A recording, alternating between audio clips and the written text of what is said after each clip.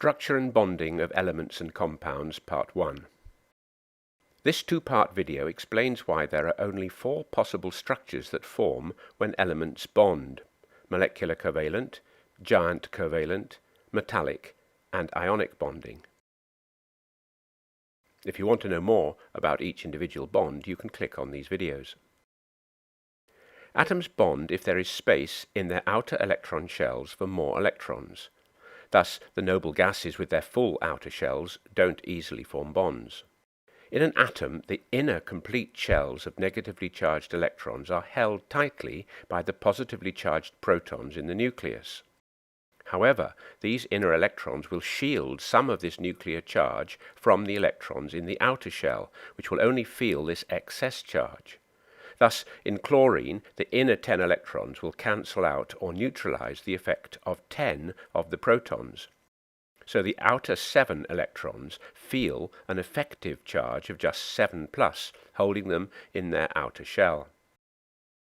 Sodium, with 11 protons and 11 electrons, has also 10 inner electrons, leaving an effective charge of only +1 to hold its single outer electron.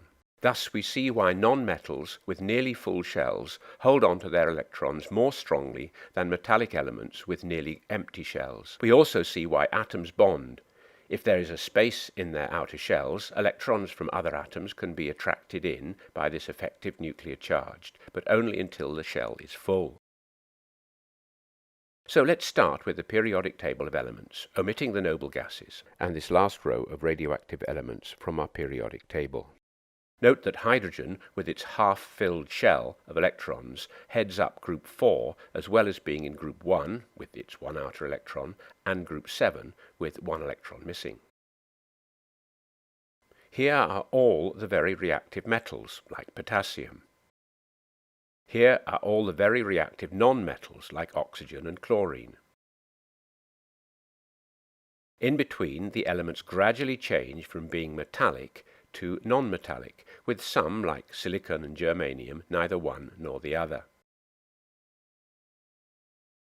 If we twist the periodic table clockwise and then squash it flat, we pretty much have the elements arranged from the most metallic cesium to the most non-metallic fluorine. When these two extreme elements react, they form the stable white salt cesium fluoride. We now have a triangular space where all other combinations of elements can be situated. Elements are along the top, and the space will be filled with compounds like brass, sulfur dioxide, sand, and salt.